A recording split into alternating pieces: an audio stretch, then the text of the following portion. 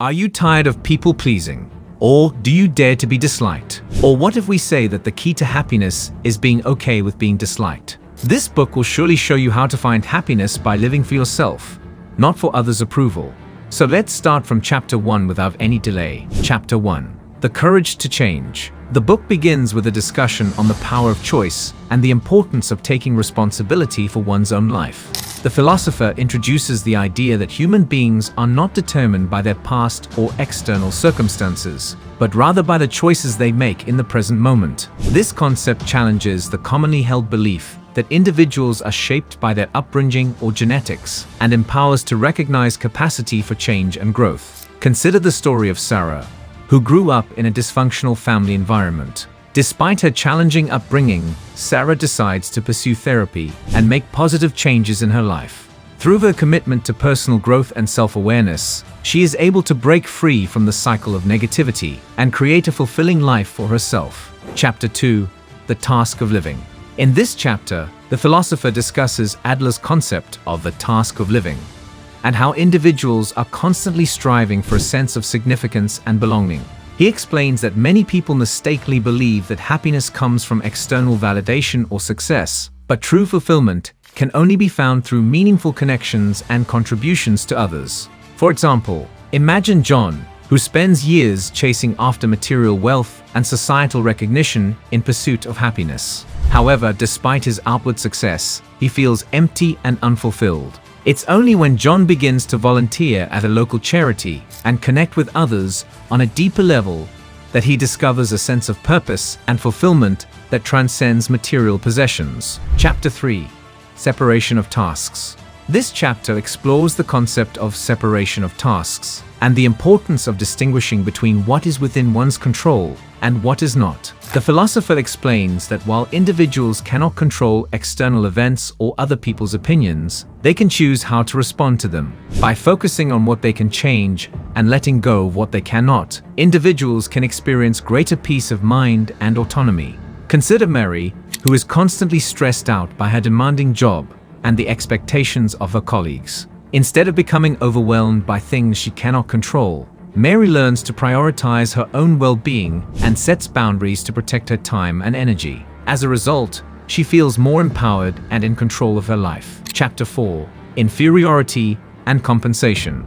Adler's theory of inferiority and compensation suggests that feelings of inadequacy or inferiority are universal human experiences. He explains that individuals often develop coping mechanisms or lifestyle goals to compensate for their perceived shortcomings and regain a sense of superiority. Imagine Tom, who struggles with low self-esteem due to his physical appearance. To compensate for his perceived inadequacies, Tom becomes obsessed with achieving success in his career and accumulating wealth. However, no matter how much he achieves, he still feels a sense of emptiness and insecurity. It's only when Tom learns to accept himself unconditionally and pursue goals that align with his values that he finds true fulfillment.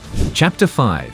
Vertical and Horizontal Relationships. This chapter explores the dynamics of vertical and horizontal relationships and how they influence one's sense of self-worth and belonging. Vertical relationships are hierarchical and based on power dynamics, whereas horizontal relationships are egalitarian and grounded in mutual respect and cooperation. Consider David, who is constantly seeking validation and approval from his superiors at work.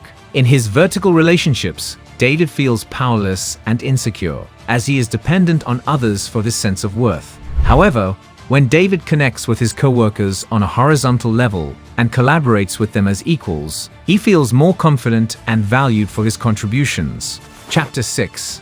Tasks of Parents and Children. The philosopher emphasizes the importance of fostering mutual respect and cooperation between parents and children, rather than resorting to authoritarian or permissive parenting styles. For example, imagine Lisa, who struggles to communicate openly with her teenage daughter, Emily. Instead of dictating Emily's choices or dismissing her feelings, Lisa takes the time to listen to her daughter's perspective and involve her in decision-making processes. As a result, their relationship becomes more harmonious, and Emily feels supported in pursuing her own goals and aspirations. Chapter 7. Friendship. In this chapter, author discusses the nature of friendship and how genuine connections are built on mutual respect, trust, and acceptance. He explains that true friends are those who support each other's growth and development, rather than seeking to control or manipulate one another. Consider Mark and Sarah, who have been friends since childhood. Despite their differences in personality and interests, Mark and Sarah share a deep bond built on trust and understanding. They support each other through life's challenges and celebrate each other's successes, knowing that they can always count on each other no matter what. Chapter 8. Love. The final chapter of the book explores the concept of love and how it differs from attachment or dependency. True love is unconditional and free from expectations, allowing individuals to express themselves authentically and connect with others on a deeper level. Imagine Alex and Mia, who are in a romantic relationship.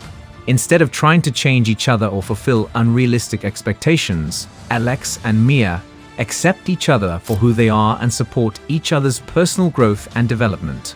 Their love is based on mutual respect, trust, and admiration, creating a fulfilling and lasting bond. That was all the findings of book. Now let's talk about some beautiful lessons we can learn from this book. Number 1.